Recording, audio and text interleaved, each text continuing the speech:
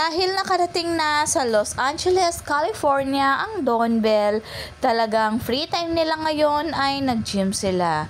Akalain mo yon, si Bell lang ang babaeng kasama nila.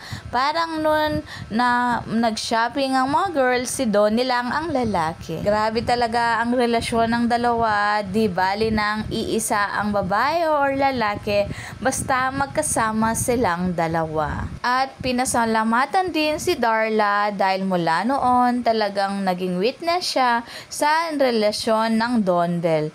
At nag-post pa nga siya, sabi, opo, pwede nang bumiyahe yung buntis.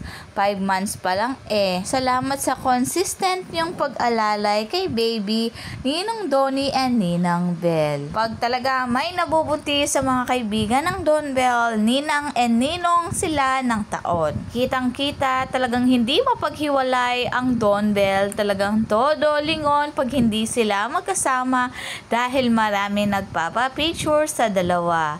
At kita ang paglingon ni Bell dito habang may nagpapapicture kay Donnie at wini-wait niya ito para sabay silang maglakad. Grabe talaga ang trust ni Bell kay Donnie, talagang walang hawak si Bell habang naglalakad dahil ang kanyang wallet at bag ay naka kay Donnie. Alam niya na hindi papayagan ni Donnie na mawala ito. At napaka-consistent talaga ang pag-ayos ng upuan ni Donnie bago uupo si Bell. At napaka-sweet ng pagpasok ng Don Bell dahil talagang nakahawak si Bell kay Donnie.